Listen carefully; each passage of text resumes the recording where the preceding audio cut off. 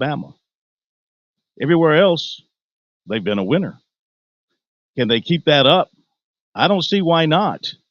They got a number of really good performances last night. Michi Johnson found his offensive game again. Zachary Davis was, well, the best he's been since he's been at South Carolina in his 2 seasons. He was really big last night. A lot of good things to talk about regarding the Gamecocks. We'll talk about it. 888-898-2525. South Carolina Education Lottery lucky number for you to reach us here on Sports Talk, and we'll take your phone calls. Mike Morgan will be with us a little bit after 7 o'clock. More from Dabo Swinney tonight from his press conference yesterday. Some comments about things happening in college athletics and how frustrated he is from one standpoint. We'll let you hear his thoughts on that coming up. Also, we'll hear from Clemson safety R.J. Mickens and our interview with the Gamecocks' new tight end, Brady Hunt. So we got all that for you. And Chris Bergen joining us from the Berge Palace in Sardis. Welcome in, sir. How are you? Berge going once. Hey there. Hey. Couldn't hear you guys. Didn't know if I was connected. You are. That was on me. My bad, I guess. And you're all good. Yeah, Pat's here as well, by the way. Gotta shake off the rust. Looks like he just came out of the woods. Did you take down any deer before you came in here? I wish. That would have been far preferable to what I have been doing, but it's all part of a hard day's work. It was cold this morning, though, guys. I was out working at about 7 a.m., and I was expecting spring. It felt like winter again. And so, yeah, I am in a camo turtleneck right now that I have not worn in several years since the last time I did go deer hunting. As far as I'm concerned, to be quite honest with you, there is no 7 a.m., just like there is no February 29th for 3 consecutive years before one comes back again. That's kind of how I look at 7 a.m. There is no 7 a.m. for me except once every 3 years. By that, I mean I'm not up at 7 a.m. if I can avoid it. It is remarkable in an illustrious radio career that you have had, Phil, for nearly, 5 decades, that you've never worked morning radio. Oh, no. Au contraire, Pierre. I spent 12 years as the morning anchor for SportsCast. Right. Yeah, man. Maybe that's where you gained your disdain. Yeah. I mean, you get up at 4 in the morning for 12 years. It can. You learn to hate it. It can eat at you.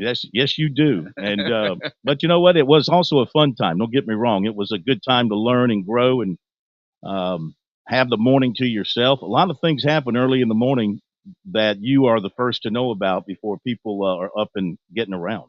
Now, Phil, back in 2001, March 2001, would you have been doing the morning show then with Kevin Cohen, or would that have been Teddy Hefner? No. This was SportsCast on the old South Carolina radio network where I was first hired in 1984. I was hired to do morning SportsCast. Got it. So my first internship back with Kevin Cohen at the time, when I was a wee little lad. I was in middle school or early high school. It was either 8th or 9th grade, and interned with him. Shout out Kerry Tharp, hooked me up with him. But I couldn't remember who was with Kevin, if it was Teddy Hefner or you. So that must have been Teddy. Yeah, I didn't do morning radio in terms of a show then. The show was always an evening show like it is now. But I did do the morning SportsCast, which made for a long day because I would work the morning. Most morning people, they work the morning. They put in their 8 hours. They go home at 1 or 2. Not this boy, because I was involved with the evening show in terms of preparing for it or preparing stuff for it or hosting it. So, I mean, I wouldn't leave until 6:30. I'd come in at, I'd hit the door about 5 a.m. I'd leave about 6 p.m. on a typical day. But I never watched the clock. I've never been a clock watcher. You can tell by how late I am at most things, right, Chris?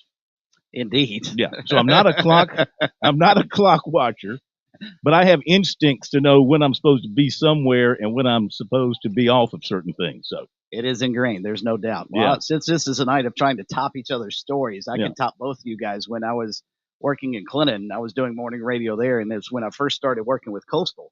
I was doing women's basketball for Coastal, and I would drive down for the midweek game for Coastal in Conway, have to be back for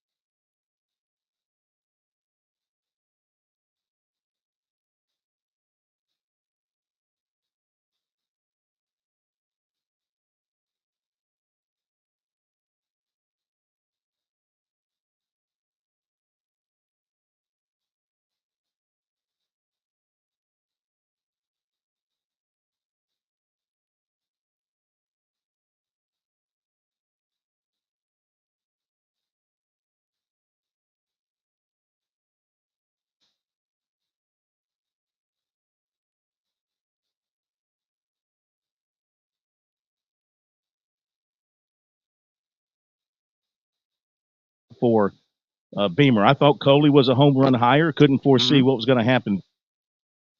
Another one here with Mike Furry. Sort of has the James Coley contract stipulation too, doesn't he? If he leaves within the next 2 weeks, it's a pretty substantial buyout. I thought that was interesting that USC put in his contract. But Phil, I think you're right. The guy has the resume, and I think he sort of fits the mold of assistant coaches that Shane Beamer wants to bring in with NFL experience. And you look at the guy, and he is a go-getter. He reminds me a lot of maybe a little bit younger version of Sean Elliott because of the fire that he's going to bring to the sidelines. I'd be curious to watch those two guys in the locker room and certainly around the weight room. Which of those two guys is going to get more fired up before a ball game? I guess it would probably be Elliott's job because you don't want to get overly fired up if you're a wide receivers coach. But considering what he was able to do as his professional career and what he's been able to build at Limestone, I agree with you. I think it's a dynamite hire considering where Shane Beamer was just a week ago, left in the dark once again by an assistant leaving after just signing a contract with them. So I think he's recovered nicely with Coley, and Limestone did as well. Let's not forget that. They announced today, actually before the news broke that Coach Furry was coming down to Columbia, Limestone announced that former NFL wide receiver Jericho Cotchery is going to be their new head coach. And I think they found a good one as well. Yes, they have. Yes, they have. But you have to really admire what Furry did there at Limestone, especially this second stint, back-to-back Division II playoff appearances. That's quite an achievement for a very young program that just recently, I think it was just last year, got an on-campus small stadium to play in. They had, previously they were playing at Gaffney High School.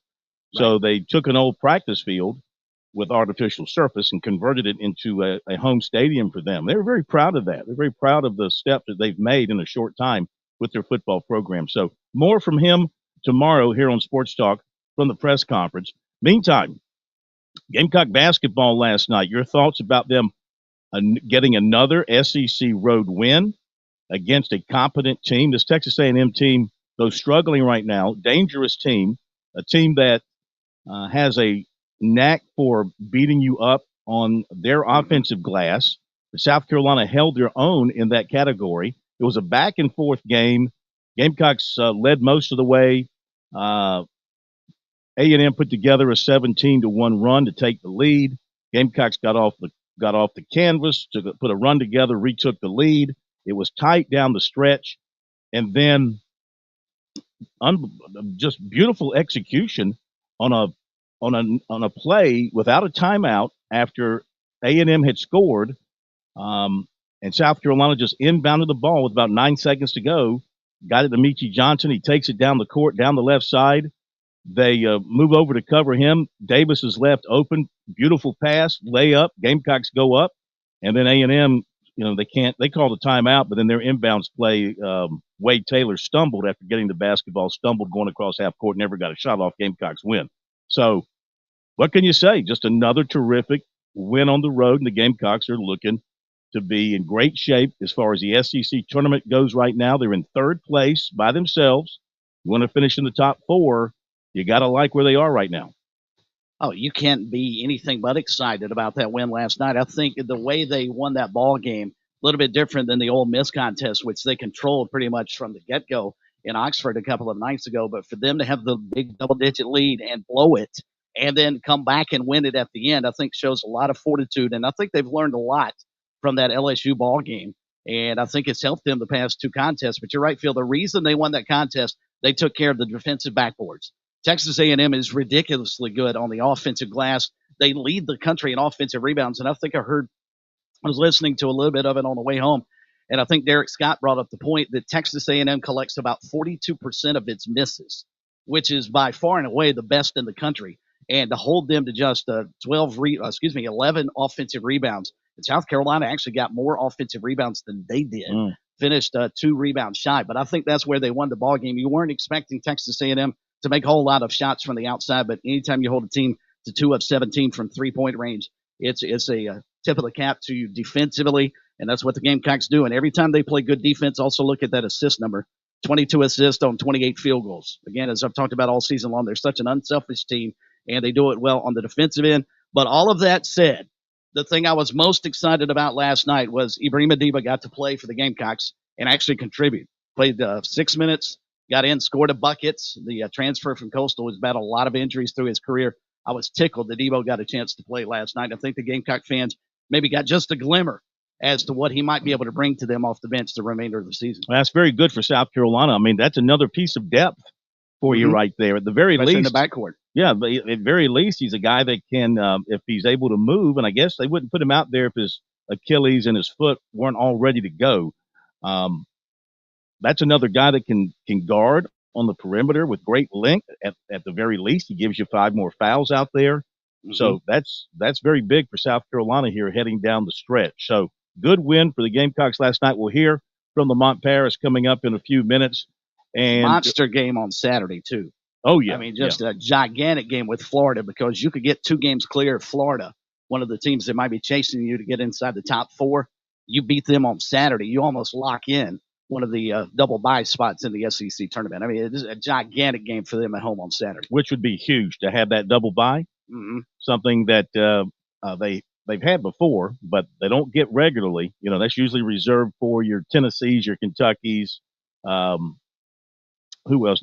Florida usually is up in that category. So this would be nice for South Carolina to crash that party. And, of course, Clemson is trying to do the same thing in the ACC, and they're in a good spot to be able to do that with some wins here down the stretch. Okay, and, of course, we've got the baseball series, the Base Brawl for 2024 coming up this weekend, weather permitting. A lot of concern about tomorrow with the weather. It lightens up on Saturday and on Sunday. Sunday looks almost a definite go. I'd say Saturday looks pretty good. Tomorrow is big iffy. And Mark Kingston said today in meeting with the media, of course, we had him on last night, but he said that no thought of a doubleheader situation if they get rained out tomorrow night. They'll figure something out if they have to after tomorrow night, if they have to work that game back in at some other time. But hopefully we can move this thing through. Hopefully they can move this thing through without interruption. Yeah, and I'm curious now with the way the current setup is with the 3 games in 3 different sites over 3 days. I wonder if they could even do a doubleheader, and if so, where would you do that doubleheader? I doubt Clemson would want to play 2 games at Founders Park. Bad enough from Clemson's perspective, they've got 2 games in Columbia. I'm certainly sure they wouldn't want to play 2 games at Carolina's Field. So would you play a morning game at Founders Park and then bus everybody over to Segra Park to play the afternoon game on Saturday? I don't think anybody wants to see that happen. If they didn't have a home basketball game that's going to probably sell out 18,000, you know, and then and split your fan base's attention. If the team was out of town, let's say, I could see them. Right. I could see them playing shifting some things around. Maybe playing a weather permitting, a 12 o'clock, 1 o'clock game at Founders Park, and then moving the start time over at Segra to say 6 or 7, and playing a doubleheader. I could see that, but Kingston said today he does not believe a doubleheader's in the mix if it comes to that. So not something they're talking about doing at this time. They're hoping they can get it in tomorrow and stay on schedule. Okay, phone number 888-898-2525. College baseball this afternoon. College of Charleston loses for the first time this season. They fall to Nebraska at home 6-5.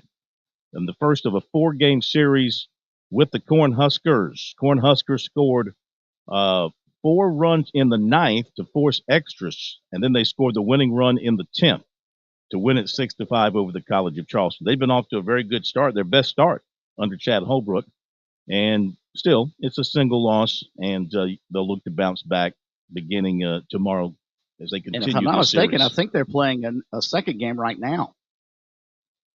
If I'm not mistaken, I think that's a doubleheader. Okay. Down there today. Okay. You know who's been playing great for the College? Maybe not. Maybe I misread that. I thought I saw a score. I think it was a late update on game 1, so my apologies. That's okay. Yeah, they can play a 4-game series Thursday, Friday, Saturday, Sunday. Former Gamecock Kevin Madden playing third base for them, hitting .484. One of the main reasons that they're off to such a great start. So the transfer for him to get a chance to play, because he had lost his playing time in Columbia to Talmadge LeCroy at third base, and he's picked it up down there at Charleston. Things are going very well for him. Okay, our phone number is 888-898-2525. South Carolina Education Lottery lucky number for you right here on Sports Talk. Let's take some phone calls. Mike Morgan will join us at 7:05 to get his thoughts on things happening in college basketball and also the big baseball series coming up this weekend. We go to Gamecock Larry first up tonight. We can always count on Gamecock Larry to bat leadoff with us here. Gamecock Larry, welcome in. How are you tonight? I just want you all to let you know. I'm gonna tell you right now. Monday afternoon when I call, we're gonna be about 12-13-0. We're gonna sweep everything this week. Last night we went up there to Texas A&M.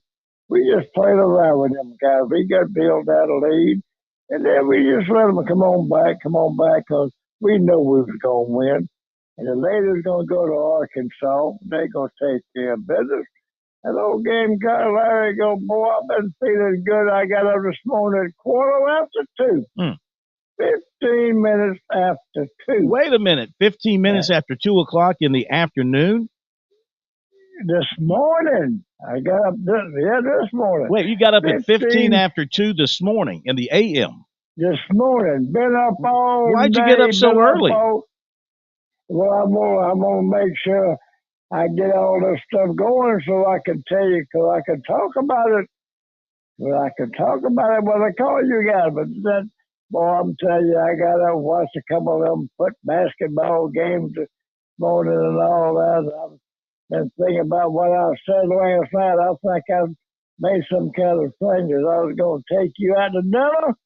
Well, let me tell you something. Something told me don't worry about that. I got the coupons, I got the money ready, but you ain't gonna win. The Gamecocks gonna sweep the Tigers. And Tiger Bond. I ain't heard from you lately, sir. Come, buddy. I just was cutting the fool, but I feel good like an old Gamecock should. Go Gamecocks, love all y'all. All right. Thank you, Tiger Brian. We appreciate that. Tiger Brian, not Tiger Brian, Gamecock Larry. Yeah, Gamecock Larry feeling pretty good about himself and calling out Tiger Brian. Wanting to hear from him. A little challenge here going into the big rivalry weekend with the baseball series. I get excited about this baseball series. I put it right up there. I don't know. I kind of put it right behind the football game, to be honest with you, in terms of the intensity between the fans. The basketball game, because when it's played, and because the way the teams have been over the years, sort of a hit and miss thing. It's kind of here and gone. The baseball series is something you get a chance to talk about for several days, and they've been so good. It's usually a matchup of nationally ranked teams, which we have this year. Two teams that have a chance to go a long way and go to Omaha, which we have this year. And all three locations will be jam-packed depending on the weather, and the big party on Saturday leading up to it over at Segra Park, depending on the weather. Yeah, I put this right there, number 2 behind the football game. I think you have to.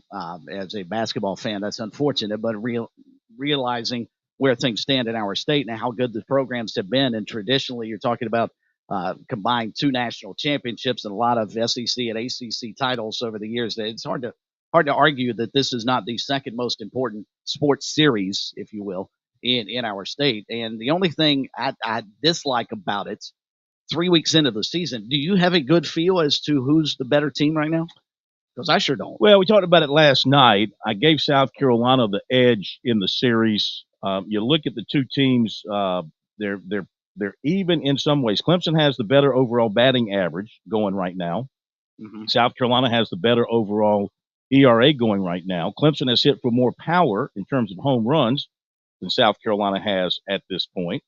The South Carolina's pitching has been overall better than what the Tigers have had to this point.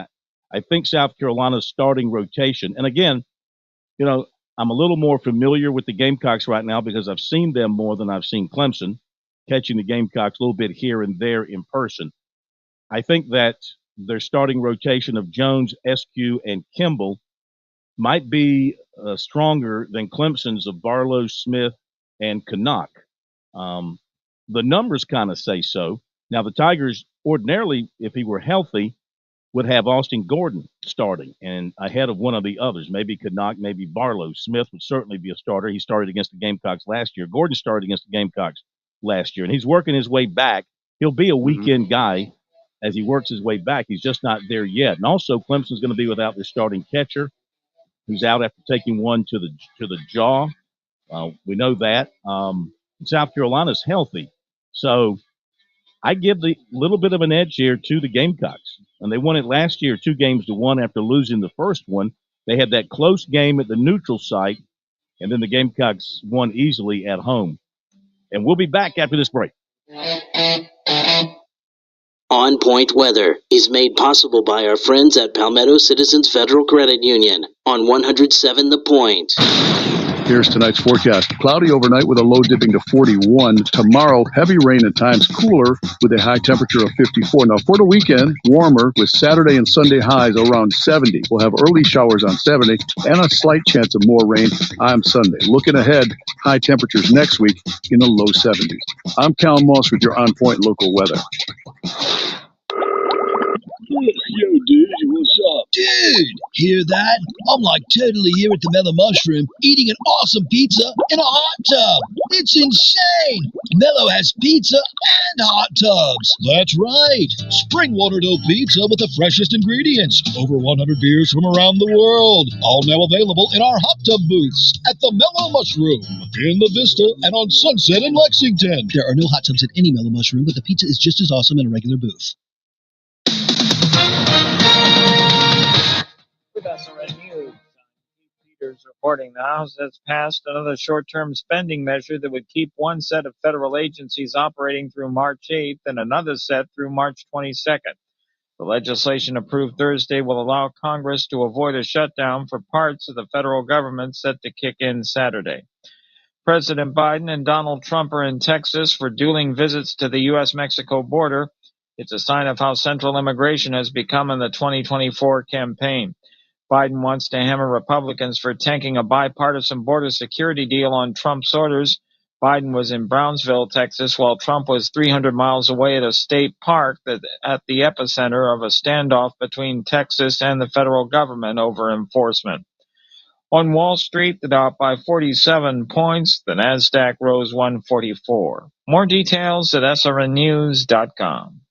Every month you get a power bill, and every time you look at it, you realize you have very little control of that bill. If you want to take some control, it's time to reach out and talk to the folks at Broker Solar. Listen, solar power is not for everyone. It is a commitment, but the rewards are well worth it, not because of the politicians and the media and the green this and the green that. Nah, it's worth it because it'll save you money on the long term. It'll give you control of your power bill, and there are some great tax advantages available. But you know what? You need to do your homework. Don't get fooled by the guy putting lawn signs in the grass offering something too good to be true. I have known the owners of Broker Solar for more than 20 years. I trust Ken and his team, and I believe you should too. They are local. They are legitimate. I've been to multiple homes where they've installed solar power. The technology is phenomenal, and I am a believer. See for yourself. Online, it's brokersolar.com, or call Ken at 807-7417. That's 807-7417. It's Broker Solar. Hey y'all, this is Ted from Flight Deck Restaurant. We'd like to invite you and your family to dine with us. We have a great menu that's sure to please your whole family. We have fresh cooked burgers, big juicy wings, blue plate menu featuring country cooking, oven-baked hoagies, fresh crisp salads, authentic Greek food like gyros, souvlaki, and baklava. We also carry 20 different premium cheesecakes and pies. Flight Deck Restaurant also has an arcade with 30 different games like Star Wars, Batman, Skee-Ball, Bass Wheel, Pac-Man, Galaga, and so much more. Flight Deck, your favorite family restaurant.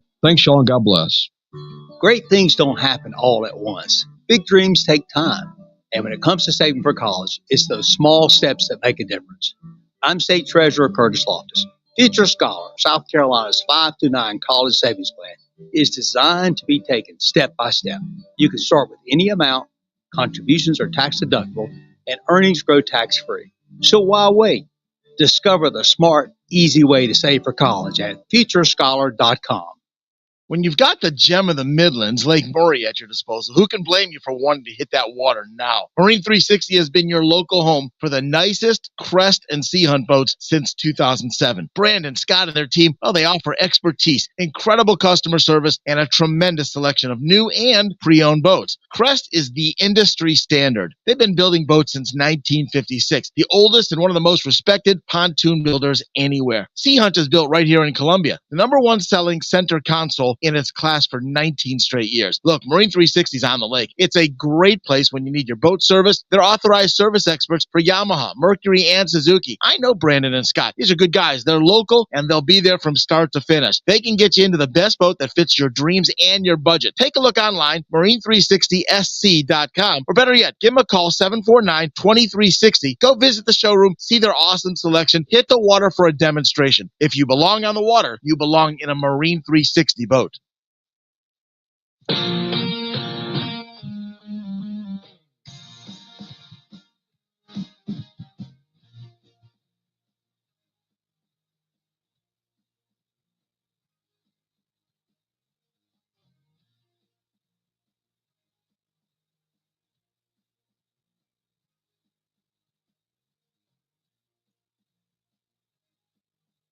Back we are, Sports Talk Media Network. Good to have everybody with us, whether you're listening to us over the air, you're listening to us over one of our streams. We appreciate you very much, as always.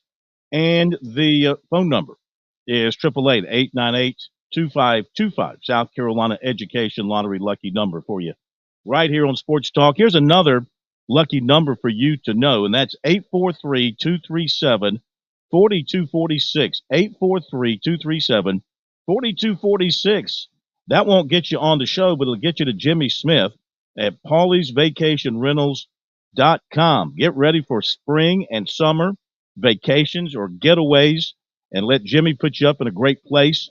Let Jimmy and his staff help you buy some property at the beach, should you be interested in doing that. All you got to do is give them a call at 843-237-4246. Check them out online at Paulie'sVacationRentals.com. Your perfect beach getaways, just a phone call away or a click away.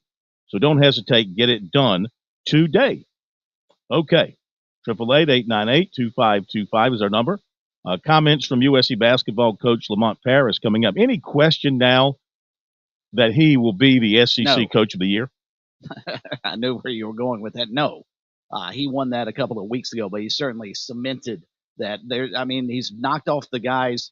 Chris Beard probably would have been in consideration. Now, Florida's coach, he might be in the mix as well, but nobody has done a better job this season, just based off what everybody thought USC was going to be at the beginning of the year. And I shouldn't say everybody, because I don't think any of us here thought they were going to finish last. None of us could have foreseen they would finish in the top 4. But no one has done a better job coaching his team up and turning around from 11 wins last year. Heck, they may finish with 26, 27. Who knows before this season is done. So, yeah, he is the easy choice for SEC Coach of the Year. And I'm wondering where he sits in terms of National Coach of the Year as well. Yeah, well, I would think he'll get some attention along those lines. Usually the guy that gets to the Final Four gets his team to the national championship. They seem to scoop up most of those votes, but he's just done a great job. And Brad Brownell has got to be considered as a strong candidate in the ACC at this point, I would say. All right, to the phones we go once again, 888-898-2525. Andy, here in Columbia, welcome in, sir. It's good to have you with us. Good evening, fellas. I'm going to repeat myself of what I said on there, Chris, of what I said a few weeks ago. This basketball team plays much better without Studi in the lineup. Much better. Much better defensively, much better ball movement. I don't think that if you would have had Studi in the lineup instead of Zachary Taylor last night. Zachary Davis. I don't think that layup would have been made, because he wouldn't have been there. He would have been out sitting on the three-point line. I just think that there's such better ball movement. There's such better offensive rebounding. Davis is such a much more energy type player than Studi is. That's just my opinion and what I've seen. And also, if you look at that LSU game, who didn't commit that foul that Coach Paris was yelling for? That pretty much caused the game. Studi. He was the one guarding that guy. His head. I just think that he's. I just think he's not. I think he's a good player, but I think this team's much better without him in the mix. I think Stute brings a lot. Older player. He has smarts, and when he's on his game, he's a really good outside shooter. There's a place for him. Oh, yeah. Maybe not in the starting lineup now. Maybe you bring him in off the bench when he's healthy to be the outside shooter along with Michi Johnson. Give you that outside shot. B.J. Mack wasn't knocking him down last night, but can also hit the outside shot. He gives you another weapon out there, so I wouldn't throw him away. I'd find a way to keep him in a rotation where he's getting 20, 25 minutes. He can still help you in a number of different ways. Their bench has certainly gotten deeper with the development of Ugasuk and now the ability to play Deba some. So it's a deeper team than they were a couple of weeks ago. Say again? Ugasuk, I don't think he even played last night, did it? No, he played 5 minutes. He played 5 minutes. Did? Okay. Mm-hmm. Yeah. Okay. I mean, you play him in spots. He's a guy that you play in spots. He has a role here, a role there. But, again, he's a guy that can give you some length. He can give you some defense. He can give you some fouls out there. Yeah, I like him. I like his game. He needs to put on a little bit more weight, and hopefully we'll see that this summer. Mm-hmm. Another thing regarding the football situation. Wait a minute. All right, now, whose dog is that? If it's Finn, it's not Finn. No, then shoot Finn. the dog.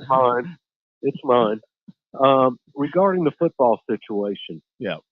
If Sean Elliott was really wanting to come here to start with his tight end coach, figured that when Wright left, he probably expressed that he wanted to come here, right? It didn't come after Step left. It was probably before that he probably said that he would like to be here. Correct? Why didn't he make that move then, kept Justin Step, and we wouldn't have had this cluster known as Cooley or whatever coming through here? Coley. Oh, so I mean, don't you think that would have been a better move altogether for this program?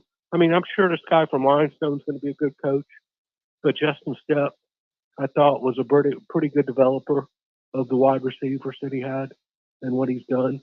And we all know the reason he left. He didn't want to be a tight ends coach. So why not have brought in Sean Elliott and taken care of that situation to start? You know, that's a very good question. Maybe it just didn't occur to anybody at that particular point in time. When Jody Wright up and left, it created the opening at tight end. I mean, Sean Elliott was not a tight ends coach per se. He was, besides being a head coach, he was mostly known for being an offensive line coach, though he does have tight end coaching in his background. Maybe it just hadn't come to that point yet, even with Sean Elliott, that he was ready to make the move and come back home and give up a head coaching job. But when the situation occurred after Coley was hired and Steph was moved over, and Steph wasn't comfortable with being a tight end, apparently, and then he up and left. I mean, it might have just been a timing thing. I can't answer it any other way. I'm not privy. But it just might have been just a timing thing that at that time it occurred to the two of them. Either one contacted the other to get the ball rolling, and it just worked out that way. I can't answer why Sean Elliott, when Jody Wright left, why Sean Elliott didn't pick up the phone and call Beamer and say, "Hey, man, I'd love to be your tight ends coach." You know, maybe it just wasn't something he was thinking about. I thought that's kind of what the situation was when listening to him at this conference, so that when the tight end position came open, that he made the phone call. And to me, if you're going to make the phone call, he probably made it immediately when it first came open from the start. And he's been wanting to get back to Columbia. Again, let me say this. You know, when did Jody Wright leave? Right at he left. What was the date? Was it mid-January? I have to go back and look that up. You know, you're a head coach at that time. He's in the midst of recruiting, getting his class together for the signing day in February. He's trying to hold on to players. He's trying to look at the portal himself. He's busy, you know. Now but he also left at spring training though too. So I mean, you sit there and say that, you know, what's the difference between leaving then or leaving when you're in the middle of the start of spring? I mean, I'm just throwing suppositions out there. I don't know. I can't tell you why it came down the way it did. It just did. Does it really matter when he made the phone call, when they connected. All that matters is that they did. Well, to me, it makes it matter because you could have kept Justin Stepp there. And I just think losing him wasn't a good look for us, and for them to move him around to have him leave so quickly. I think obviously, to me, if the guy leaves in less than 10 days from, Stepp, it was about 10 days, right, from when he made the move. Yeah. Obviously, he didn't want to move. And I'm sure that he didn't sit there and just tell Shane Beamer, oh, yeah, I'll take the position. I have no problem with it. There had to be some discussion that he wasn't as thrilled to become that coach, tight ends coach. That's just my opinion. But, if you're sitting there in the room with the coach and he's telling you, oh, we're thinking about moving the tight end coach, I mean, he obviously wasn't happy about that situation. I agree. That's why he made the move to Illinois, so he could go back to coaching wide receivers. He views himself as that. I don't know if that was a smart move or not by Stepp, because he's still a young up-and-coming coach. And Andy, thanks for the phone call. He's still a young up-and-coming coach, and you get as much experience as you can, Chris. If you want to become a head coach one day, it wouldn't have hurt him to coach tight ends at South Carolina, continue to recruit here, continue to keep his family here, which is what he wanted to do. It does look like he kind of stomped off on his own, unhappy with the somebody wrote it was a demotion. It's not a demotion. He wasn't demoted. He didn't lose any money. It didn't have anything happen in his contract. He was just shifted to tight end. I don't know how you consider a move from wide receiver to tight ends a demotion. That's not a demotion. Tight ends are every bit as important in South Carolina's offense as their wide receivers, especially with a head coach like Beamer who believes so much in using the tight end. So it wasn't a demotion in any means. He didn't lose a coordinator's job. That would have been a demotion. If you're a coordinator and then you're moved to a position and lose the coordinator's title, then that is a demotion. This was not a demotion. This was a sideways move, but he did not want to coach tight ends for whatever reason, and he took the first opportunity, or one of the first opportunities that came his way, to be able to continue coaching wide receivers. And you just, as a young coach, I'm just saying, would it not have been valuable for him to have that on his resume as well, showing that he coached tight ends, he coached wide receivers at the SEC level? Might have been beneficial to him. And I'll tell you sorry, Chris, real quick. I can't help but wonder, with the offensive struggles that the Gamecocks have had the last couple of years, if that might have almost been a promotion instead of a demotion. Because I would see that almost, and I don't mean that as a slight against the Gamecocks. I mean that almost as Coach Beamer looking at a coach that he has, that he can trust to get the best out of his guys. And if you have a need for that more at the tight end position, because you need to not only be able to teach them to go out and catch the ball like a receiver, but also to block, to pass block, run block. You need them as that sixth offensive lineman. I say that almost might be a promotion and a sign of the trust that Coach Beamer had for Coach Stepp. Yeah. Well, and if that is indeed the case, Pat, I'm not saying it's not. You would have thought that Beamer would have talked. This always seemed to bother me a little bit, at least looking at it from the outside and the optics of this whole scenario, followed up by the fact that Justin Stepp took off. It's almost as if Shane Beamer never once considered to talk to Justin Stepp about what he was planning to do with James Coley. And then when the hiring was made, he said, oh, by the way, you're coaching tight ends now. And it may have been the situation as much as anything that his feelings got hurt, that he wasn't brought up on the discussion. I have no idea, no insight, as you pointed out, Bill. We're not privy to those discussions.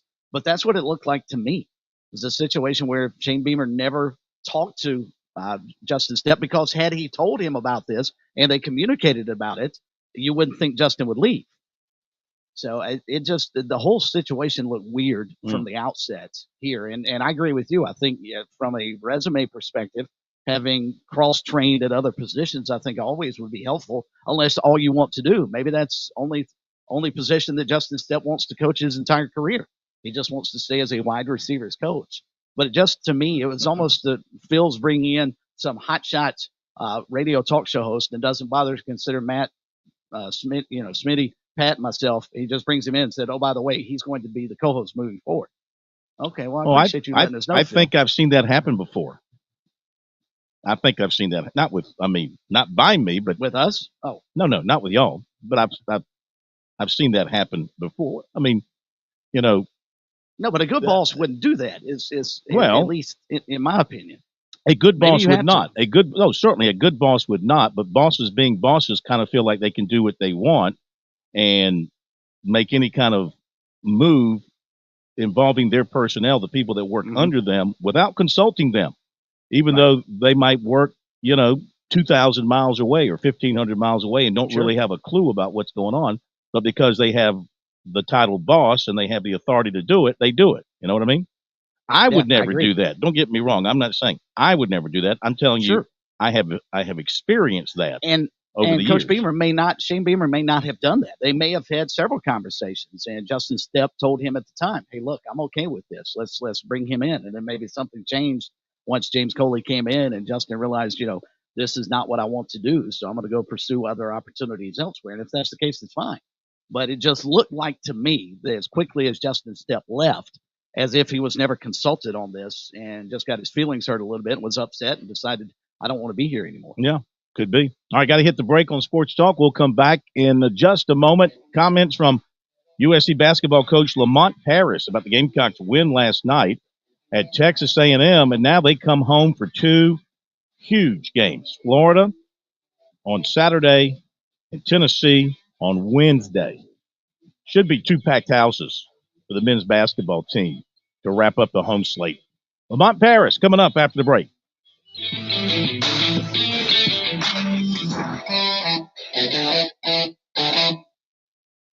Last throw, big guy. Come on, baby. I need me a giant bear. I got this. I'm the target. Ben, throw. Yeah! Oh, well. Look who won a giant bear. That's a grizzly. Oh, Mama's baby bear.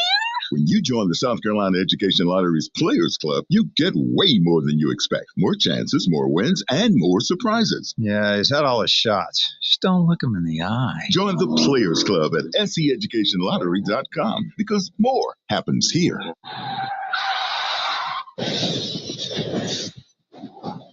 I'm attorney Jim Corbett. That's the sound of a big hit on you and your car or truck. I've been an attorney for more than 30 years, helping people who get injured in car wrecks and truck wrecks. If you have serious injuries, call Jim Corbett, 803-765-2968, or email me at jim@jimcorbettattorney.com. That's CORBETT. I don't get paid unless I recover for you. Jim Corbett Attorney, for your best recovery from a big hit, 803-765-2968, or jim@jimcorbettattorney.com. You've put in the work for your education. The extra early, extra late, extra work. That's because you understand education opens doors to better pay, better opportunities, and a better you. Being educated about playing the lottery is no different. It helps you be a better player, one who knows when to play and when to take a rain check. The lottery's a game, so let's keep it fun. Learn more at sceducationlottery.com/betteryou. Calling all turkey hunters, this is Major Billy Downer with the South Carolina Department of Natural Resources. Turkey season is coming soon. The most common accident while turkey hunting is failing to identify your target. Know the identifying features of a turkey. Make sure of your target and what lies beyond it before you pull the trigger. Remember, safe hunting is no accident. For more information on hunter education, visit dnr.sc.gov.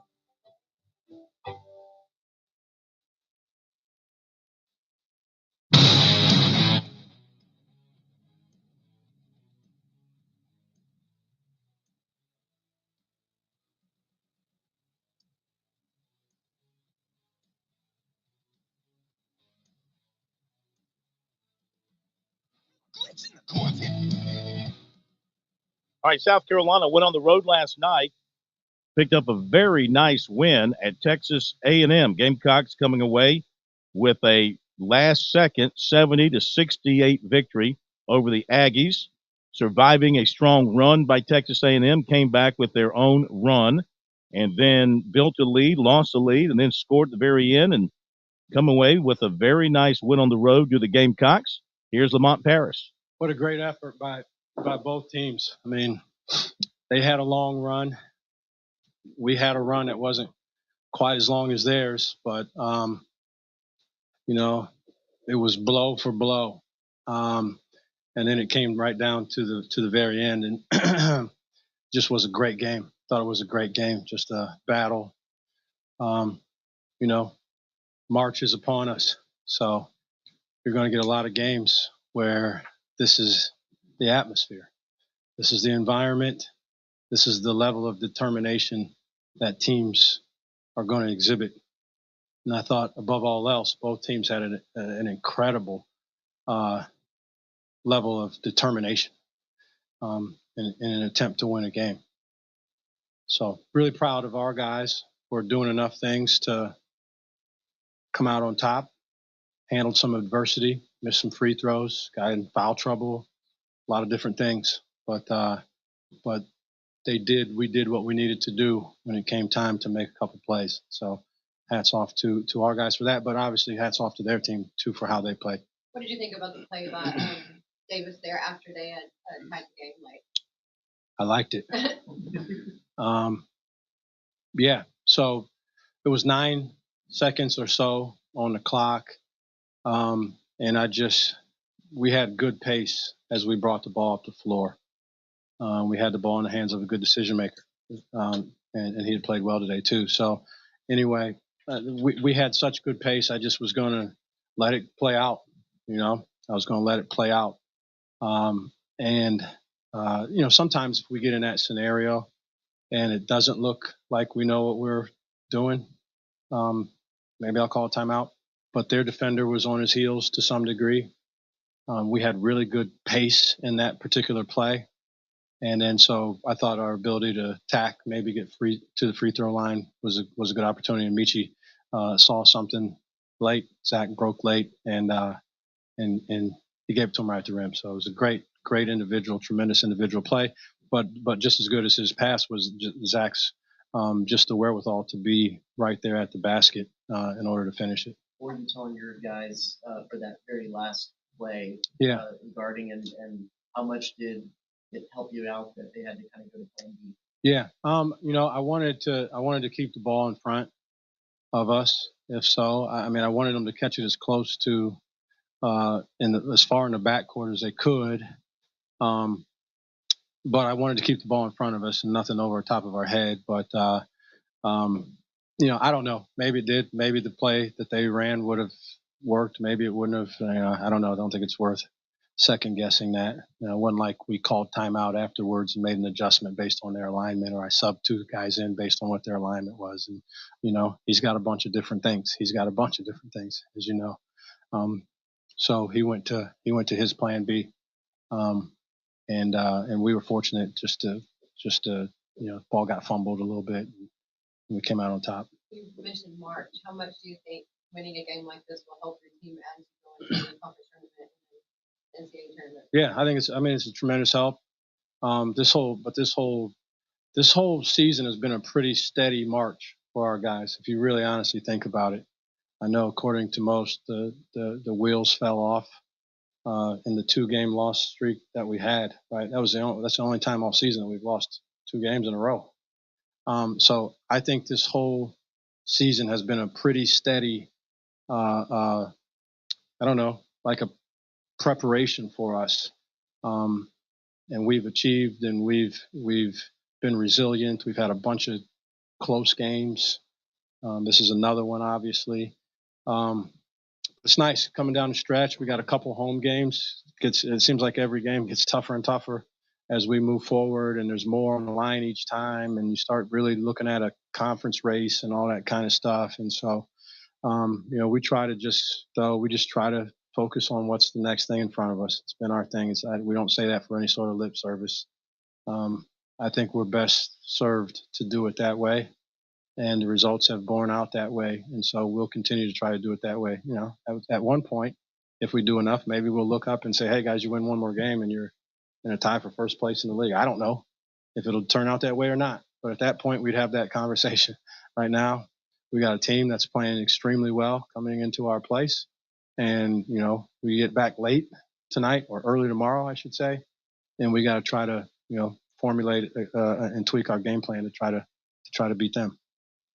All right, Lamont Paris, some of what he had to say last night. All of it's on our website, SportsTalkSC.com. Florida coming in with a 2-game winning streak, as does South Carolina. Florida 10-5 in the league. The Gamecocks are 11-4. Tennessee, Alabama 12-3. So, hey, Gamecocks are still within reach of getting to the top in the regular season and clinching that number 1 seed. Got some work to do. Of course, they do get to play Tennessee. Nothing they can do about Alabama.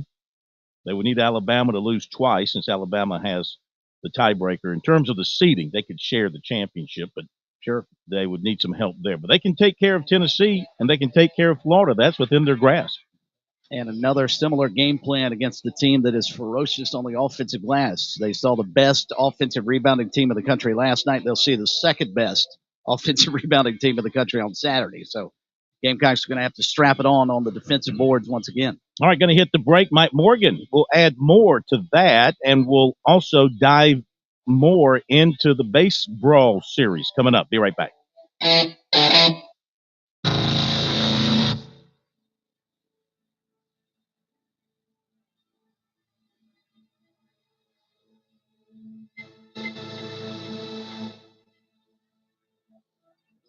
South Columbia, W264DF. From the Bart Fireside Studio, the solution for keeping you warm this winter. This is 107 The Point. News this hour from townhall.com. I'm Keith Peters reporting. Both President Biden and former President Trump showed up at the U.S.-Mexico border today as they battle over one of the biggest election issues of 2024, illegal immigration. Texas Governor Greg Abbott accuses President Biden of allowing criminals into the country with an unsecured border. Not a week goes by without an American either losing their life, being raped or assaulted by somebody that Biden has allowed in our country illegally. The fact of the matter is, because of Joe Biden's policies and the more than 8 million people who have crossed the border, the United States of America is being invaded. Governor Abbott spoke at a rally for Trump at Eagles Pass, Texas, where some of the largest illegal border crossings have taken place. Texas Senator John Cornyn is making a bid to replace Mitch McConnell as Senate Republican leader. Correspondent Bob Agnew reports from Capitol Hill. In a statement announcing his bid, Cornyn says, quote, "I am asking my Republican colleagues to give me the opportunity to succeed Leader McConnell." The Texas senator notes that during his time in the Senate, he has a track record of listening to colleagues and seeking consensus, all while leading the fight to stop what he calls bad policies that are harmful to our nation and the conservative cause. Cornyn has also been among the loudest critics of President Biden's open border policies. Bob Agnew, Capitol Hill. The House has passed another short-term spending measure that would keep one set of federal agencies operating through March 8th and another set through March 22nd. The legislation approved Thursday will allow Congress to avoid a shutdown for parts of the federal government set to kick in on Saturday. Good day on Wall Street as the Dow was up by 47 points, the Nasdaq rising 144, the S&P 500 advancing 26, and oil down to $78.26 a barrel. More at townhall.com. Relief Factor, pain relief that's natural, pain relief that works, and pain relief that attacks the source of the pain. That's the experience of tens of thousands of Americans who are taking Relief Factor right now. See their incredible video endorsements at relieffactor.com and then order your 3-week quick starter pack for just $19.95. That's less than $1 a day. Find out if it can work for you like it works for me by ordering your 3-week quick starter pack today. Relieffactor.com, relieffactor.com. Be the next success story. This is Dennis Prager, and now a truly exciting new benefit. My monthly online video get-together for Pragertopia Plus members only. For an hour each month, get an exclusive chance to ask me anything. I'll be answering your questions. I've never done this. Submit your questions for me at Pragertopia.com. This is our chance to connect like never before. Go to Pragertopia.com or click the banner at DennisPrager.com. U.S. stocks climbed to more all-time highs Thursday as Wall Street closed its latest winning month. We hear the details from correspondent Seth Sutel reporting from New York City. Stocks climbed to more all-time highs as Wall Street closed out its latest winning month. The S&P 500 rose 0.5% Thursday to top the all-time high it set last week. The benchmark index had its fourth monthly gain in a row. The Nasdaq Composite climbed 0.9%, surpassing its record from 2021. The Dow rose 47 points. That's about 0.1%. The blue chips ended just below their record. Hormel Foods jumped more than 14%.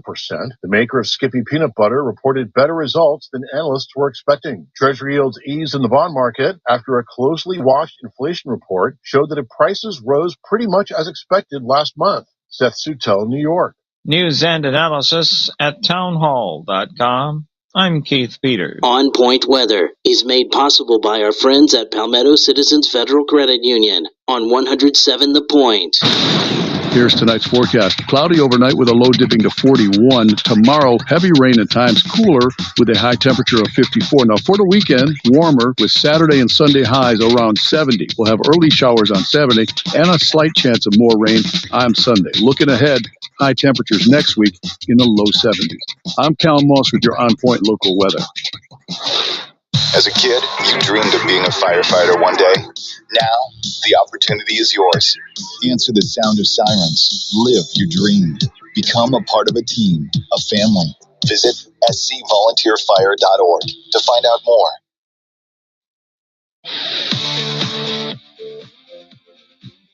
Welcome back to Sports Talk on the Sports Talk Media Network. You can reach the guys with the South Carolina Education Lottery lucky number, 888-898-2525. That's 888-898-2525. Now back to Phil, Chris, and Pat with the second hour of Sports Talk on the Sports Talk Media Network. All right, so happy you're with us. Those of you just joining us, welcome, welcome, welcome. Great to have you with us across the state on this big Thursday night. Phil Kornblut, Pat Daniel here in the capital city, and Chris Bergen from the capital city of the PD, Sardis. And our phone number, 888-898-2525. More calls to come. Got a lot of notes that we'll hit up as well. More football stuff coming your way, too, so stay tuned for all of that. Plus these comments from Dabo Sweeney we're going to get to a little bit later on. But right now, on this Thursday night edition of Sports Talk, time once again for Mike Morgan and Morgan on the Move, brought to you by State Farm agent Gary Patterson, who for 35 years has been serving the real estate needs from Lugoff to Lexington, Columbia to Blythewood, auto, home, life insurance, business insurance. They can all be handled by Gary, who spends countless hours helping South Carolinians with all their insurance needs and making a difference in the community. Go check out GaryPatterson.net today, and Gary will go over the best plans for you and your family. That's GaryPatterson.net. Sponsored by Love Chevrolet. No hassles, no all-day runarounds, no ridiculous add-on stickers. At Love Chevy, buying a car is fun. South Carolina's #1 volume Chevy dealer. I-26 at Harbison and at lovechevy.com. Find new roads.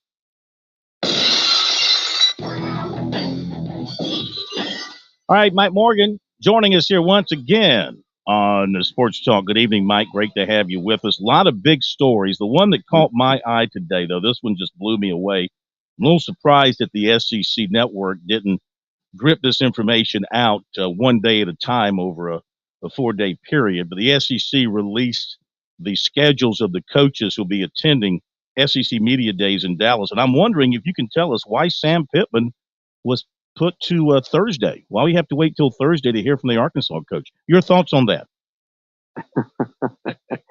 You save the best guy you'd want to have a beer with for last, and that's Sam. That's Sam. So, no offense to, I guess Shane's going on day one, but Sam might be the best six-pack coach out there. The question will be, will he last 6 games with an Arkansas team that's going to have low expectations, a fan base that wanted a coaching change at the end of last year, and an offensive coordinator who's looking over his shoulder in Bobby Petrino. Oh, yeah, sharpening the knives.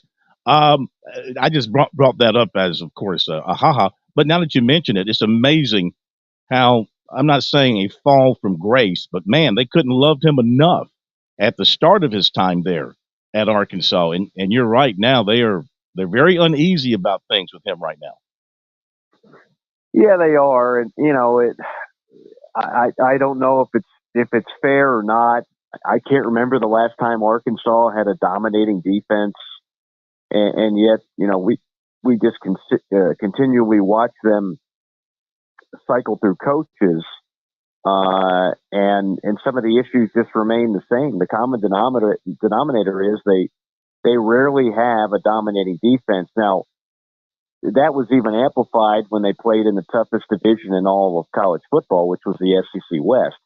I think they're happier than anybody that there's no longer divisions, because that means they don't have to play every year Alabama, LSU, Auburn, A&M, Ole Miss.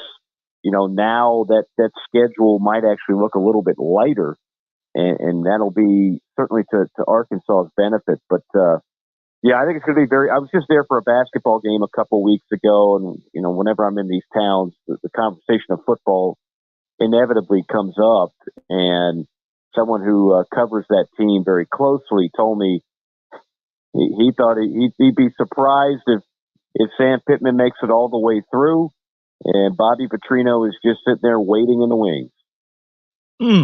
That would shock everybody. Okay, on to other things. SEC race here, 2 weeks to go as far as weekends go. And, South Carolina, you can't write these guys off. They're right in the hunt in third place after that win last night at Texas A&M. How about going on the road, holding things together, and getting a win there at the very end? Now they've set themselves up with these 2 home games, Florida and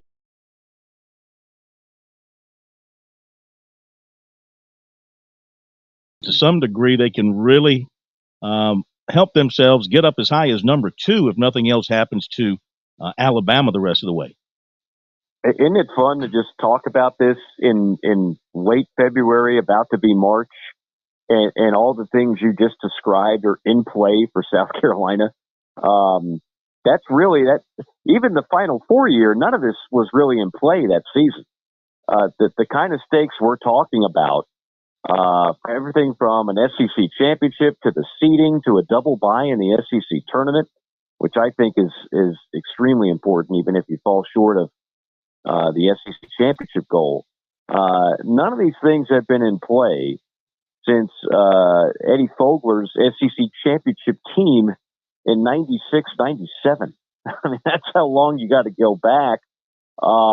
It's really it's fun for me, especially doing the Inside the Gamecock show and talking about this with people on a regular basis now, which is on the Chief Sports app. It is. Yeah.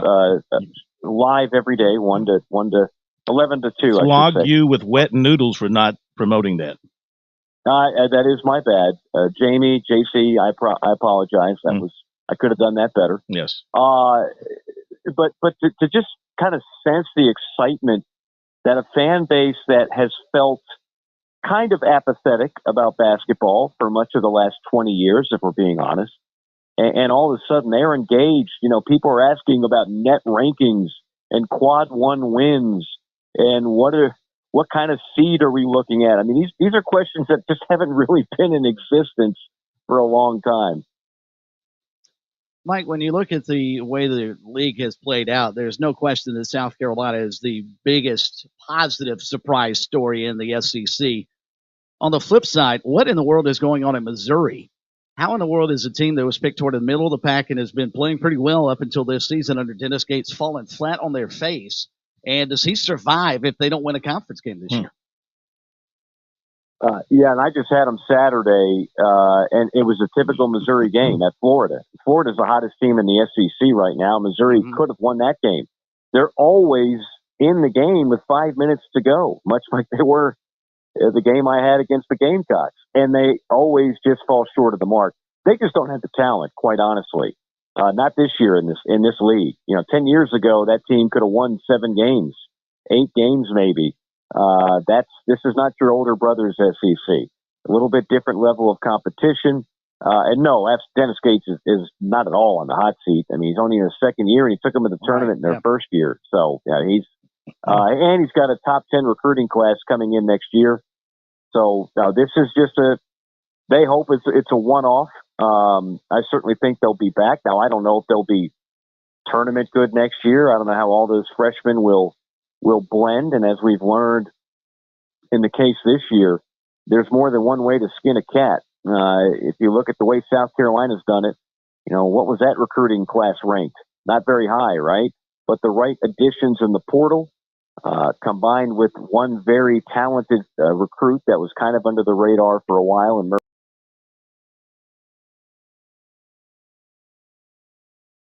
that's kind of the unpredictability of the sport now. It used to be the Phil Kornbluths of the world would tell you where all the 5-star recruits are going and whet your appetite and get all excited about that, and was all about who had the best 17-year-olds. Now it's all about who's got the grown men that are playing better basketball.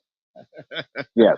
Well, since you just recently saw Florida, from a Gamecock perspective, what are they getting into Saturday? And is it as simple as what they did last night, keeping Florida off the offensive glass the way Carolina did last night with Texas A&M? Well, that's a big one. I mean, now nobody's been able to keep Florida off the offensive glass all year. They're the number 2 rebounding team in the conference. They're one of the top offensive rebounding teams in the country. So that's just what they do. They rotate 4 big guys. They're all bouncy. They're all athletic, and they're all a problem. That is going to be a huge part of the game. So you just hit on, in my mind, the number one factor. It's okay if you lose the rebounding game by a couple, but if you lose it by 10, you're in trouble. So shooting is always a big factor in games such as those. I think the game within the game, the matchup within the matchup, 2 of the best stories in the league are portal point guards for these 2 teams. I'm talking about Talon Cooper, and I'm talking about Zion Pullen. Pullen came from Cal Riverside, that juggernaut out west, and he actually is a young man who, by the time he tried the NBA waters, it didn't work, and then LSU was hot on his tail, and he wound up choosing Florida. Their other guard is Walter Clayton. He played for Patino and Iona and was a great football player coming out of high school that everybody wanted to play football, but he got overlooked in basketball. Those are their 2 best players. And of course, we know South Carolina, to me, their most important player remains Talon Cooper. So I think that matchup is certainly one to look forward to. Mike Morgan on the move here on Sports Talk. Mike, obviously, we've got a pretty big baseball series this weekend that captures the imagination of the state with Carolina and Clemson, 3-game weekend series. You've been a part of USC and Clemson baseball before, but from a national perspective, colleagues that you talk to who cover college baseball, how do they look in on this series and what do they think of it? Because we know how much we love it here in the state. I think it's caught on to the national people, right? Like, I mean, there's just been too many good matchups. They know the crowds are there. For a long, long time, this early in the season, the only thing that would get that level of attention would be a Florida State. You got to remember Ole Miss, Mississippi State, that's within conference play. So we don't see that until later on in the year. So it's just tough to grab the spotlight, first weekend of March when everybody's still talking basketball. The weather is choppy, and I understand one of the games is going to be linear, but for the most part, it's lost on the television schedule as well. That's kind of changing now. I think even if people don't tune in because of all the other things going on, at least they know, that Carolina Clemson, that's the real deal. Final things with Mike Morgan. Morgan on the move on this Thursday night. So a lot of discussion now taking place about the format of the expanded, newly expanded, will be expanded college football playoff. Right now, 12 teams, going to go to 14. Nobody's going to deny that now. It's happening, going to be going to 14. My question to you is, your good friend Greg Sankey, who was in Columbia just the other day, had a chance to rub elbows with him just a little bit. So at the end of the day, how many automatic qualifiers will he achieve for the SEC? Are we looking at like 6 SEC teams with automatic qualifiers? Or I say that tongue in cheek, but they are pushing for the SEC and Big Ten to have the most automatic qualifiers and then kind of divvy it out to your so-called lesser leagues. I think they're kind of looking down their noses at the ACC and the Big 12 and who else is out there. Is this the way to go with this format, to where the ACC, the Big Ten, because they view themselves, maybe they are the big boys, they're going to get the most spots? That's not really fair, is it? Fair? Who said anything about fair? That's where you go. No. I said have a pair. I said have a pair. Not no. Have a pair. No. That sounds like you at the singles bars back in the 70s. But I think that I think overall, I don't even know what that means. You at the Regal Beagle over there in PD, South Carolina. No, that would be Sammy's in Birmingham. Thank you very much. Yes. I think the fact of the matter is, and actually, I mean, some people, according to some reports, Petiti is the one that insisted upon going from 12 to 14 and insisted upon more automatic bids in the process. And obviously, if the Big Ten is going to get 4, the SEC is going to get at least 4 automatic bids. I think it's clear that what we've talked about before, the 2 most powerful people in the sport are the commissioners of the SEC and the Big Ten. So when they talk, everybody else not only listens, but very often they wind up kind of acquiescing to those requests. So I don't know about, you mentioned 6 tongue-in-cheek, but 4 could be very possible. I mean, if this thing goes to 14 or 16, like so many people believe it will, I could certainly see a scenario where the 2 not only most dominating conferences, but also just in pure volume. I mean, the Big Ten's going to have 18. The SEC is going to have 16. Most people believe those 2 conferences aren't completely done. And so it would kind of stand to figure that they would have the most automatic bids in the process. Well, there's another format being floated out there, reported on by Ross Dellinger now, that the champions of the SEC and the Big Ten would hold exclusive rights, as he puts it, on the 2 first-round buys. This is according to one version circulated to several college administrators. The version has not been finalized, is only being socialized before more exploratory work on the format. Those with knowledge of the model told Yahoo Sports. Being socialized. Now, does that mean moving to Russia? Or does that mean it's being like just talked about at bars and water coolers? First off, Ross Dellinger will be on JC and Morgan next week. It's America's favorite college football podcast. Want to get that plug in? Yep. First off, Ross is an outstanding reporter. He kind of has come out of nowhere the last few years. I've never met him. So I say this like this is not a buddy of mine. I just know that he is really good. And when he says something, especially when it comes to the SEC, he seems to be ahead of the pack very often, he and Pete Thamel. I would not be surprised if that's something they're going for. I mean, the number 14 kind of felt odd, didn't it? Like, we kept hearing 12, 12, 12, 12, and then some people said, well, we'll just wait till it's 16, and then all of a sudden it's like 14? I'm not sure if I get that. So obviously that would involve 2 buys, and the fact that you would want to protect the top 2 conferences with those buys, it's not the craziest thing I've ever heard of. It's not the craziest thing I've ever heard of at all. Yeah. In a 14-team model that officials are socializing with their leagues, the Big Ten, the SEC would each receive 3 automatic qualifiers, with the ACC and Big 12 getting 2 each, the group of 5's best team qualifying as well. Such a model would feature 3 at-large spots to the highest-ranked teams outside of the automatic qualifiers. The question is, how do you determine the AQs after the – I mean, is it like you have your conference champions as an AQ and then the next 2 finishers, I guess? The top 3 in each league would be the AQs? I think that's exactly it. Yeah, I think you have the playoff committee voting every week, right? That starts in November, and we all just kind of roll our eyes saying, well, what does this really matter?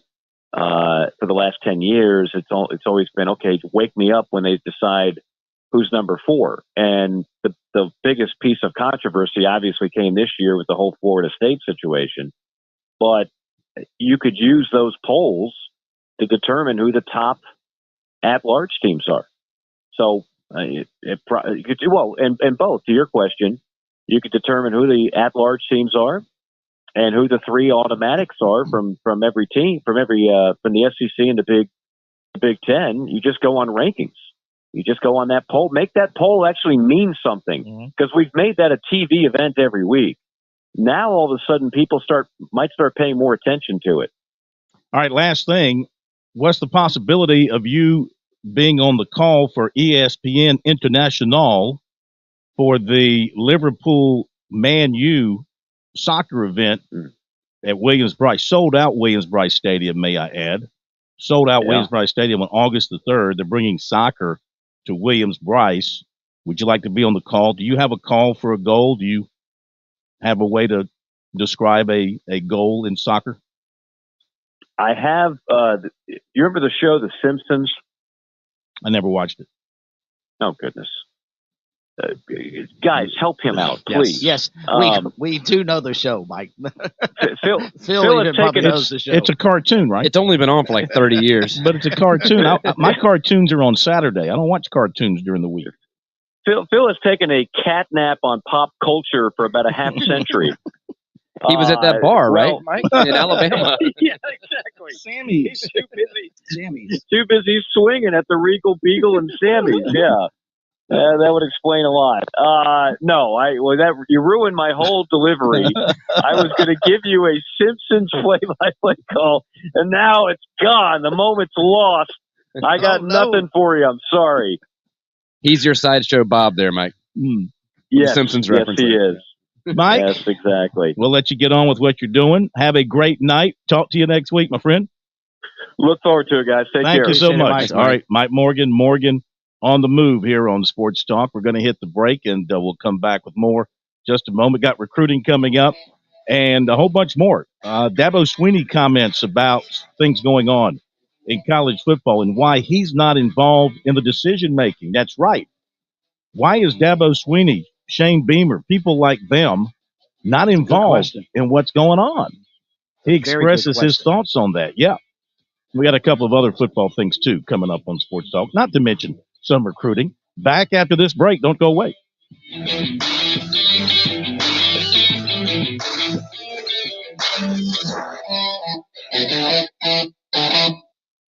Last year was a big year for Founders Federal Credit Union and our amazing members. A total of $30 million was given back to qualifying members in the form of loyalty bonus dividends, proving once again that it pays to be a Founders member. Founders is also committed to pouring time and resources into the local communities we serve. If you aren't a member yet, what are you waiting for? Join Founders today. Visit foundersfcu.com. Federally insured by NCUA. Membership qualification required.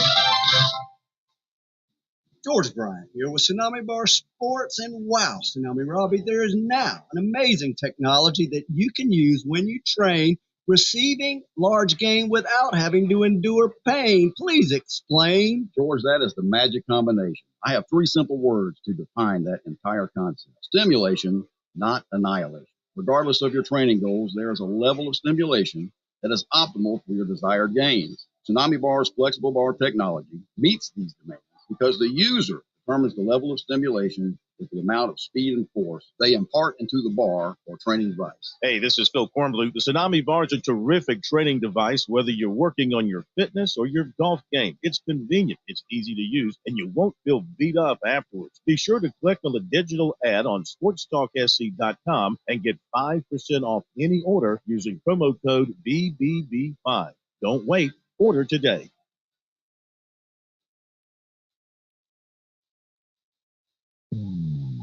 Call Lawyer Lisa. Experience the difference with Lawyer Lisa. Hi, I'm Lisa Hostetler-Brown. Helping an aging loved one arrange for their care can be one of the most difficult things you will ever do. Fortunately, you don't have to navigate this maze alone. Lawyer Lisa's knowledgeable life care team can lead you down the right path. Visit lawyerlisa.com to see how we can help. Call Lawyer Lisa. Experience the difference with Lawyer Lisa. 7511 St. Andrews Road, Irmo, South Carolina.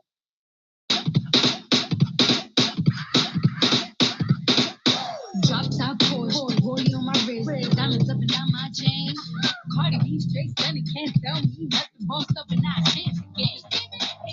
All right. Thanks to Mike Morgan for being with us here on Sports Talk. Much to come after the bottom of the hour break.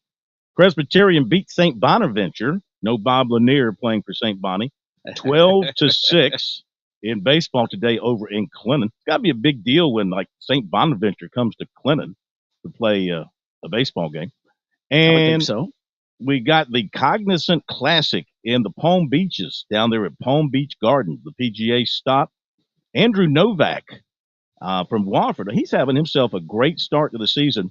65, he's 6 under. He's near the top of the leaderboard, which is Chad Ramey at 7 under 64 and S.H. Kim. Novak is a shot back with Ryan Moore. Also, Austin Eckroats is a shot back. Cameron Young, Chesson Hadley, shot back. David Skins, also a shot back. We got Rory McIlroy at 4 under 67. Matt Neesmith, 4 under 67. Lucas Glover, 3 under 68. Carson Young, 3 under 68. Ben Martin at 1 under 70. Be back after the break. Point. Here's tonight's forecast. Cloudy overnight with a low dipping to 41. Tomorrow, heavy rain at times, cooler with a high temperature of 54. Now, for the weekend, warmer with Saturday and Sunday highs around 70. We'll have early showers on Saturday and a slight chance of more rain on Sunday. Looking ahead, high temperatures next week in the low 70s. I'm Cal Moss with your on-point local weather. Thinking about investing in a hot tub? Great idea. Hot tubs offer relaxing hydrotherapy for tired muscles and stressed minds. But beware, all spas are not the same. At Jack Oliver's Pool Spa and Patio, we offer hot spring and free flow spas exclusively for their quality, energy efficiency, and affordability. And we have everything to keep your spa and pool sparkling, clean, and crystal clear. Come see it all at Jack Oliver's Pool Spa and Patio, Forest Drive, and JackOliverPools.com. You don't like the weather in South Carolina? Wait 10 minutes. Things can also change quickly in your home when the heat or the AC breaks down. That's where SWAT Heating and Air steps in. They have 24-hour service when you need them. Do you have a preventative maintenance plan for your HVAC? Will you be ready for next summer's heat? SWAT technicians are not paid on commission, so don't expect a sales pitch. They even have financing available. Call SWAT Heating and Air, 606-1365. That's 606-1365. Ask for the point discount.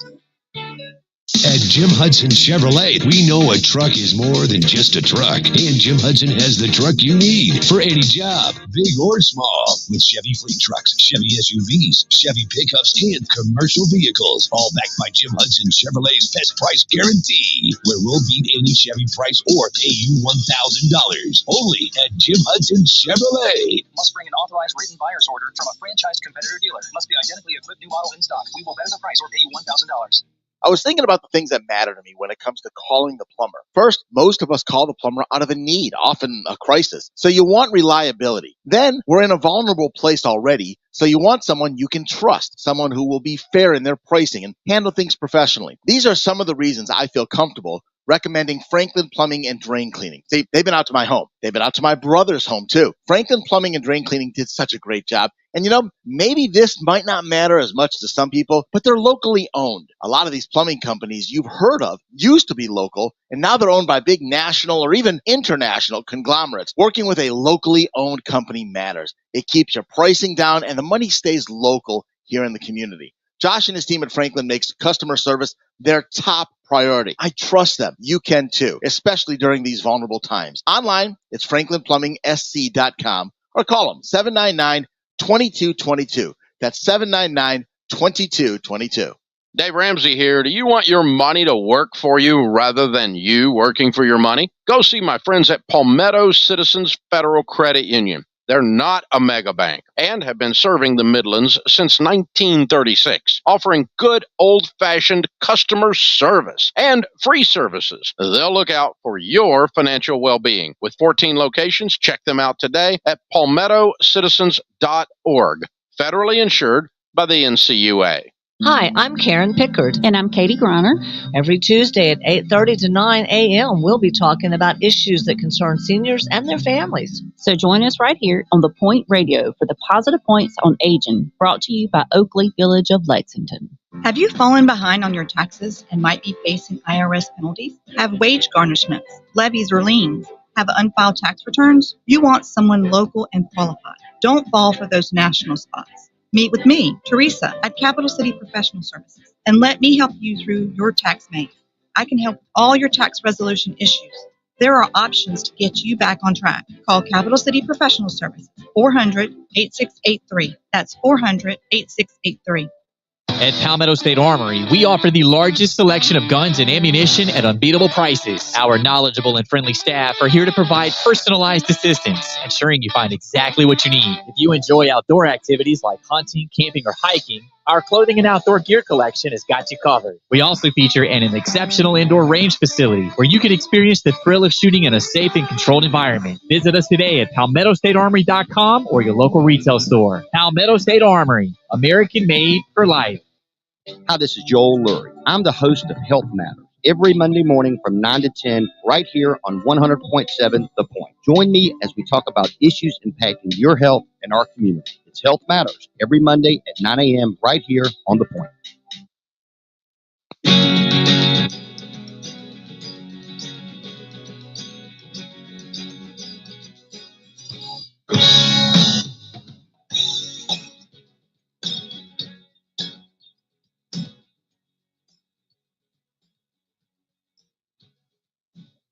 All right, some other things going on of importance to you and to us as we follow things around the state and around the country. Caitlin Clark announced today she's headed to the WNBA, will not be back for another season at Iowa. Going to leave as the all-time leading scorer for the women and also going to have more points than anybody else has ever had in college basketball. Well, NCAA basketball. She's got a long way to go before she catches Pearl Moore. That's a good point. Start over here at Francis Marion over 4,000 points. Yeah. And I'll give Caitlin Clark some credit because she is obviously one of the first athletes that we have seen in college athletics who is not going to the pros for the money. Because just some of the NIL stuff I saw out of her from today, she's making nearly $1 million in name, image, and likeness money at Iowa. Her rookie contract, I think, with the WNBA would pay her around $85,000. So, yeah, she's not leaving for the money, that's for sure. Dale Earnhardt Jr. is leaving NBC and heading to racing newcomers Amazon Prime Video and Warner Brothers Discovery Sports, according to sources telling The Athletic, which is kind of good because when he's on with Jeff Burton, I can never tell which one is talking. They sound so similar. I got to give NBC, and I'm disappointed in this because I enjoyed Dale Jr. And the one concern I had when he decided he was going to do television is I thought NBC would try and make him cookie cutter. They'd try and, get him out of his Southern accent. They would have him, try and be a little more conformative, a typical broadcaster. And they have not done any of that. They've let him be himself. And I think, as you pointed out with Burton, I think they've been great together because they've been allowed to be themselves. And I think that's going to hurt the NBC broadcast without Dale Jr. there. ACC basketball today. They announced the opponents, the league opponents for next season for their respective teams. And for Clemson, it looks like this. Their home and away opponents next season, Florida State, Georgia Tech, and Virginia Tech, home and away. And then home against Cal, Duke, North Carolina, Notre Dame, Stanford, Syracuse, and Wake Forest. And on the road, Boston College, Louisville, Miami, NC State, Pitt, SMU, and Virginia. So the Tigers avoid a West Coast swing there next year with and also get North Carolina and Duke at home. Yeah, and no return trips. Schedule. Yeah, that sounds good. Okay, Clemson. Dabo Swinney met with us yesterday. We played, of course, his comments about getting to spring practice and also comments about personnel, his team, and injuries.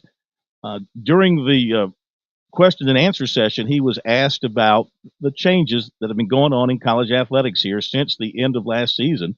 Been a lot of changes and things happening with college football. And he was asked his response to what he has been witnessing, sitting back and watching all this develop around him. Honestly, we're one of the few professions where I think the experts in the profession don't have any say. I don't know if that makes sense,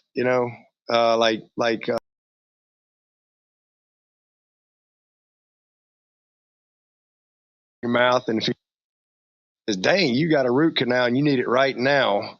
Well, what are you going to do, Cornblue? You go drill, baby. All right. Like, you just like, what? Fix it. Right. You don't know. Right. This is what they do. And, we're the patient walking in there. Okay. If you go see the doctor and then all of a sudden he goes, man, golly, we got to put a stent in you right now. Like, you just kind of trust the experts and what they do. And it's a really interesting phenomenon. I mean, honestly, because I've been in college football since 1988. I've done it all. I've walked on, I've been a scholarship player. I've been a coach, GA, a coach. I've been a head coach. I've been with 18 to 23-year-olds for 30 years.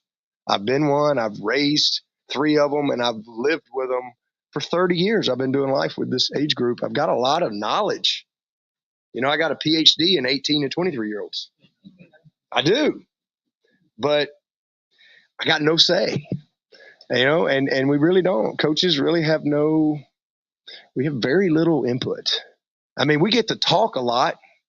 And we get to these, that's why I hate going to these meetings. I said this at the AFCA this year. I said, I don't even know why I come. I'm here because none of y'all going to talk bad about me, but hardly anybody goes. I think there was 1 SEC coach there, maybe 2 Big Ten. And hardly anybody there. I don't know, 133 Division I coaches, and we probably had 50 coaches. And I said that. I said, this is sad. But in their defense, they know it's a waste of time. Because we sit in there and we moan and groan and we solve all the problems, but we have no authority. And it's not that people have bad intentions. They really don't. The people that are making all these decisions and creating laws, they don't have bad intentions. They're just not equipped to understand the consequences of decisions they make. They're just not. And so to answer your question, yes, 5 years ago, we sat in as coaches and not just the ACC, but the leagues, and we talk as coaches and we go, man, this is a problem. Here's what's going to happen. We're going to have tampering. We're going to have, and it's like, this plays out like just it's the way you wrote it. But, all you can do is just voice your opinion. We don't have any, we really don't. So you get criticized a lot for speaking what you think is your truth and speaking what you think is it's what you've been equipped. It's what you've learned. I've spent my lifetime, I was a part of this game and learning and watching so, it just kind of is what it is. It's like we can all right now, all the adults can say, man, this train's fixing to just run off that bridge and it's going to crash and we don't do anything about it. And kind of like that movie, The Fugitive, right? When it's going to go off and then now we got to go figure it out, right? All right, now what happened? How do we fix it? All right, who's the one-armed guy? All right, how do we fix it, right? And eventually it'll get there. So again, maybe that's an answer to your question too. Sometimes bad things have to happen before things get better. And unfortunately, that's probably where we are in college football right now. What I wanted to get to was, you're on record as saying if you pay them like employees, I'm out of here. I'll go find something else to do. Yeah. I've always said I'm against the professionalization of college athletics. Well, we'll see. I think the best thing for coaches in the kind of the world we're in right now is for them to be employees. The worst thing is for them to be employees. That's not a world that we want for 18-year-olds. I think we've lost our way, and we need to. We have to. I don't care what it looks. I'm all for the NIL. I think NIL is awesome. I really am. I'm all for enhancing the scholarship however we want, but I also understand the reality that 98% of these kids aren't going to play in the NFL. We need to educate our young people in this society. Nobody talks about the value of an education anymore. It's $125,000 to $145,000 a year for every kid that comes to Clemson, every single year, football player.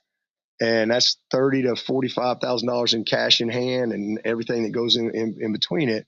And that's not even counting the NIL. So we've created a great opportunity, and we should create more. I just want to see us incentivize education. I want to see us. There's so many things we could do. We could create 401ks, like the real world, right? If you take your money out early, there's a penalty, But these are 18-year-old kids leaving home for the first time in their life, and we're sometimes setting them up for failure. And so it is what it is. But hopefully at some point we'll find a better place where we're not just firing 18, 19-year-old kids because they, aren't quite as fast as we thought they would be, or they're a little homesick or whatever. So it's just there's a lot that'll come down the pipe down the road, and but I love what I do. I love the challenge of it. I love the challenge of putting team together, and just focusing on my guys, focusing on helping fulfill the purpose of this program and really the purpose of my life. Which is to glorify God, to be a great husband and father, and to use this platform of education and football to build great men. That's my purpose. That's what I do. It's what I wake up and do. It's what drives me. Now the rest of it drives me. That's what's always driven me. And none of that has changed. And I think there's a lot of great things that will eventually come about, but there'll probably be some bad things happen along the way that we'll all learn from. And somewhere along the line, somebody will say, you know what, we gotta be a little smarter in this area. All right, Dabo Swinney, your thoughts, Chris Bergen. Well, first off, that was an amazing comment and back and forth exchange between you and Coach Swinney. And I was glad because nobody's asked him about that to clarify, follow up about his comments about we start paying the athletes, I'm quitting. I'll find something else to do because there's too much entitlement. I thought he handled that question well. And if there is ever an NCAA board or whatever we ultimately get to in charge of football, Dabo needs to be the commissioner of that, because that 5-minute soundbite right there, that exchange he had with you alone is outstanding stuff. And see, Finn even enjoyed it. Yeah, Finn. I mean, everybody at the NCAA level could benefit, I think, from what Dabo had to say. And I loved his comment about people who are making decisions aren't qualified to understand the ramifications of their decisions. I thought it was fascinating. Well, and what he's pointing out is that the people making decisions don't know enough and don't think deeply enough to prepare for what could happen. As he pointed out with the transfer portal, when nobody thought about what about the tampering that's going to happen, not just with the coaches, but beneath the coaches, with fans, with high school coaches, with uncles, relatives, everybody getting involved in that process. That's one of the offshoots of that. Then, of course, the NIL, they didn't think about the fact that it was going to become, wildly popular from a recruiting standpoint. Not only trying to recruit high school kids, but recruit portal kids and retain your own guys. It became a big bargaining chip, So they didn't think that clearly through, and they need experts like Swinney and Beamer and Saban and guys who've been through the wars and been in the bushes for this for 10, 20, 30, 40 years to provide some insight and some guidance and some ideas. Just add it to the countless failures of bureaucrats across our country. Sorry, I don't mean to make anything political, but we see it in government every day, and now we're seeing it infect our sports and so many other industries as well. It's just to echo you guys' point, we need to have actual experts in the field making these decisions, or at least being able to weigh in as opposed to a bunch of guys looking at numbers on a spreadsheet. Well, I'll take it political for a moment, Pat, and then we can get off to recruiting. But my father has long said the one thing the United States government misses is a cabinet of former presidents. We throw these guys into the most important position, the job of the world, and expect them to be able to handle it right as they walk in day one. Nobody's going to tell them, well, this is what I did. This is how I handled cabinet meetings. This is how I handled dealing with the Soviets or Russians or Chinese. They're just thrown in there, and they're supposed to know how to do this. Same thing here. You've got experts on the front lines day in and day out. And according to Coach Swinney, it doesn't sound like they take any notions or any credence or anything from the coaches in making these decisions. I think it's ridiculous. There should be a cabinet of coaches, whether they're current or former, that could give them some ideas that actually might work in the NCAA on the field as opposed to on paper. Well, every decision that's made now is based on money. Everything when it comes to college athletics. And somewhere along the way, money becomes a problem. I'm not going to say, people are saying, they've often said since all this has happened, it's ruining college sports. Is it going to ruin college sports? I don't think we've had a long enough run with all the new stuff to know yet. It's so new. Things are still kind of operating on autopilot, the way it's always been. And in terms of putting your teams together, playing your games, fans coming out, etc. And they're coming out still in big numbers, and they're watching on television in big numbers, and the money continues to grow, and the players are getting paid, and the coaches are getting paid, and the players are free to move, and the coaches are free to move. Who's being hurt? I can't say that it's being ruined at this point in time. It may be ruined at some point down the road somehow, but right now I can't see it being ruined. Fans' perception, perhaps. Maybe that's the biggest Well, casualty. I think some older fans are turned off, but by the older fans who are turned off, the younger fans who are turned on are filling that void. They're stepping right up and spending their money and going to the games. They might be leaving at halftime or being drunk by the end of the first quarter, but they're there. And they're watching on television, and they're watching it on streams, and they're buying the EA Sports games, et cetera, and they're giving their money to NIL collectives. So they're doing it. They're playing the game. So I love quotes. I like entering things. I won't go biblical here, but another one by famous poet Alexander Pope. Of all the causes which conspire to blind man's erring judgment and misguide the mind, what the weak head with strongest bias rules is pride, the never-failing vice of fools. And I think that plays a role into what you said, Chris, where you don't have presidents asking former presidents for help. You don't have members of this committee asking coaches for help because they don't want to admit that they don't know what the heck they're doing. They don't want to ask the help of others. It's all about pride. And that just came right off the top of your head. Yeah. It's amazing. Thanks. Did you learn that at Ole Miss or Clemson or Heathwood? Heathwood. They made me do a lot more reading at Heathwood than they ever did in college. Pat would be one of those guys on Monday Night Football when he gets introduced to starting lineups. Heathwood Hall. That's right. Starting wide receiver Pat Daniel. I'm the son of a AP English teacher, and she just beat that into my head, not literally, but metaphorically, beat that into my head from a young age. Metaphorically. There's another big word. Stop using 50 cents word. Too many syllables. To recruiting. See, recruiting is only a 2-syllable word. Of course, to a lot of people, it's just one word. Recruiting. It's one word. One syllable. Recruiting. Recruiting report. Tonight, brought to you by Seawells. Oh, I went to Seawells today. Finally got back over there. I missed it so. Boy, the menu today was fabulous. We had barbecue. We had hamburgers. There were other things I just passed on because I filled up my plate. You didn't want that congaree flounder they had today? Was that flounder over there? Oh, yeah. Man, that was great. It was great. A lot of vegetables. The salad was terrific. Desserts, had a little strawberry shortcake. Saw the Seawells guys. They're doing great. Had a big old glass of tea. Had a big old table to myself with a buddy. So, yeah.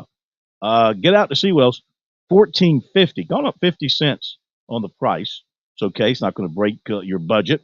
And tomorrow is a roast beef Friday, RBF. That's right. Roast beef Friday. Shout out Andy, along with Southern fried chicken and then shrimp Alfredo, which comes from where, Phil?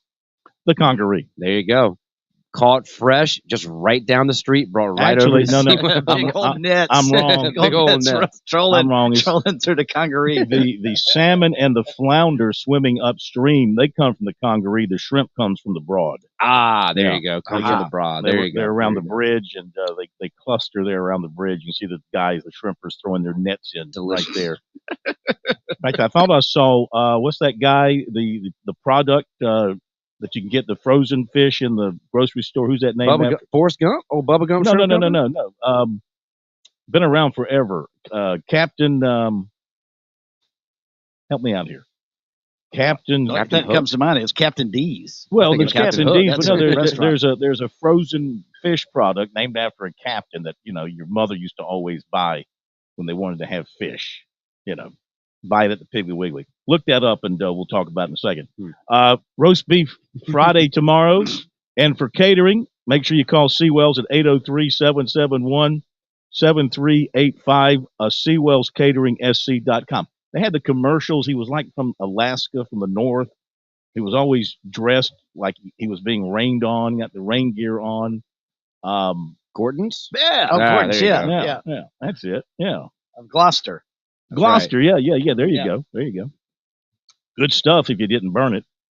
All right. One of the top 2025 offensive line prospects that Clemson's going after, who took home MVP honors at the Combine in Orlando recently, Zaire Addison, 6'5", 270, Riverview, Florida.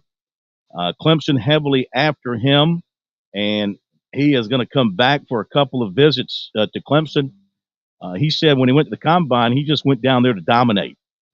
And he did. He dominated. He played multiple positions. That's what people like about him. He can play guard. He can play tackle. He can play center. And he dominated down there, got the MVP awards.